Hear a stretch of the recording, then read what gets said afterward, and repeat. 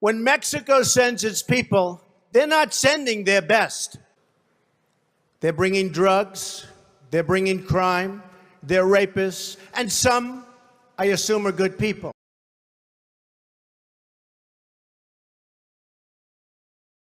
That there are still people on this campus that stand against illegal immigration, that stand in favor of our borders, in favor of our country, and in favor of the man who is going to make this country great again.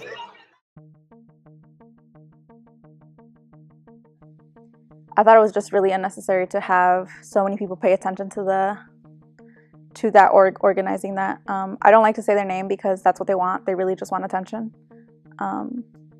And I was there actually at the meeting when they were announcing the affirmative action bake sale, and they really were just having like a really fun time with it. They were laughing. They just thought it was hilarious.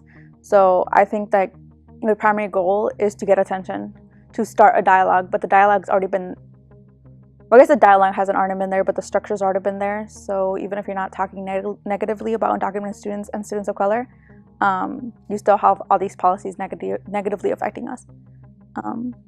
So I think they should be ignored.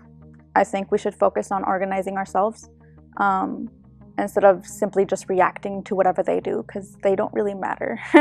Like, they can do all the stuff they want, but if we're not following what they're saying, or we're ignoring them, or we're fighting against them in a more cohesive way, then it shouldn't matter what they do.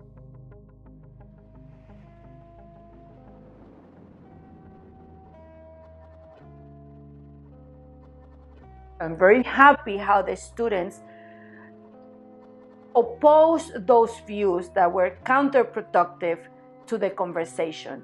And there were 5 different bake sales that, provided information on affirmative action, provided information on discrimination.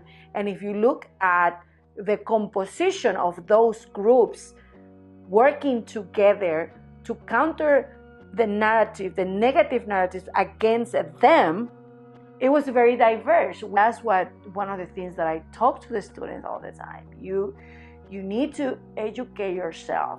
Oh, you don't like the bake sale about affirmative action. So what is affirmative action? If you cannot respond to me what affirmative action, how are you going to stand up for something that you don't even know, just because there is a noise out there?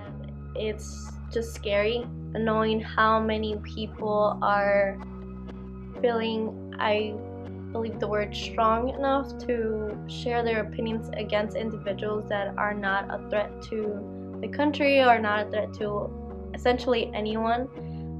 Being here on campus while Donald Trump is president right now, it's really scary, especially how just 2-3 days ago there was talking on the quad saying like deport people, build the wall, they should leave, and it's just really intimidating. And that's not the first time this happens. I definitely don't think the university does enough to protect undocumented students, mostly because they don't care, and it doesn't affect their bottom line budget, which is what the university has historically done.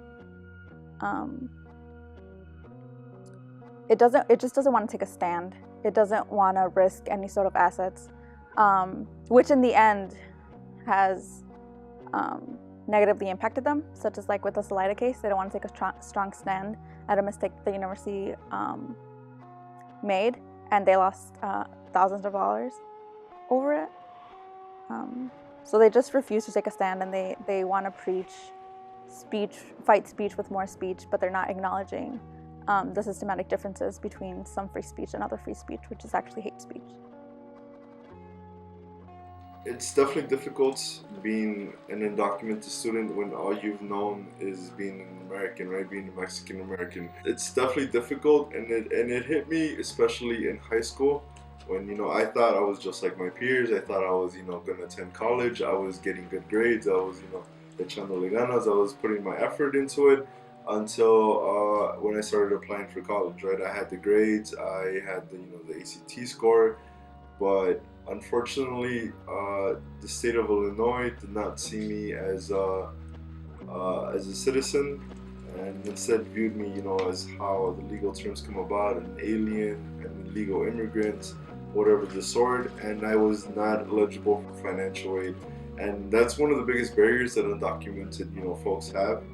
I was facing the difficulties of, having to pay for the full tuition with no financial aid. So that placed the burden even more on my mom. So that basically, my mom's life she's giving that up for me. Her health is deteriorating. She's not eating well. She's working twice as hard. She's working 12 to 14 hours, a day just for me to attend college.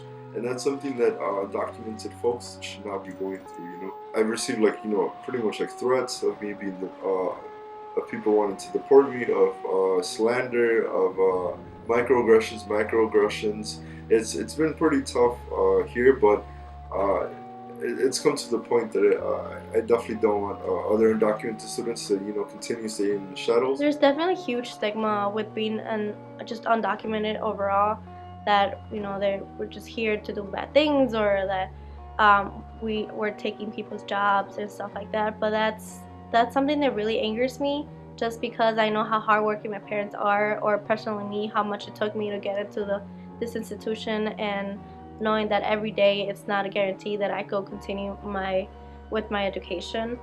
It's something that at some point I did try to hide it, because I was like, I don't want anyone knowing what's going on or my status, especially. So one of the most common stereotypes about undocumented people, well, first, that all Latinx are undocumented. That's just what people think. They think that there is no such thing as a fifth generation, like Mexican descendant, U.S. citizen, or there's plenty of Latinos who don't even know how many generations they're in, because they've been here for decades or even like a century.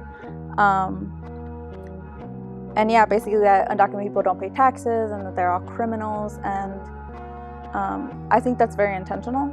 That's meant to sort of promote scapegoating and saying, oh, we want the rest of the US to blame this group of people, because that way it's easier for people in power, especially people with a lot of money, to get away with things. At the federal level, should not dictate what the local level should be, right? And during this time, the political climate of the 45th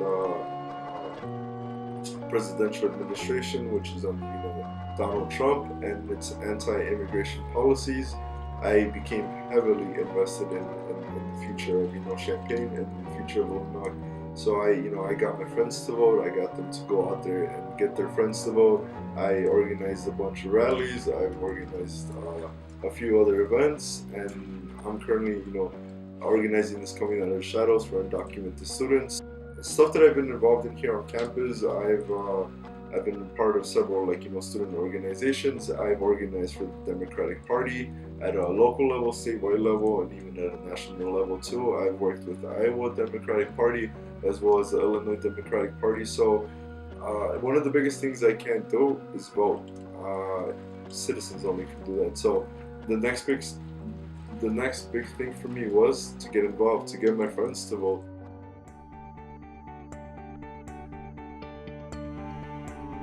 I'm part of MECHA, and MECHA stands for Movimiento Estudiantil Chicanx-Aztlán, which is just the student movement branch of the Chicano movement. So yeah, basically MECHA has generally always been like a radical organization, and they started more so in California around the 60s with the farm workers movement. I had been more involved in political elections or electoral politics, and that's why I was in Illini for Bernie. And one of my closest friends now, who just graduated this past year, she started inviting me to La Casa events and MECHA, and so once I joined MECHA, I kind of dropped the whole electoral politics thing and just kind of focused more on organizing. I speak out on every issue that I can, everything that I believe in, and it's to advance immigration reform, that one day I'm able to apply for citizenship, because that's all I ever know, right? It's being a Mexican American.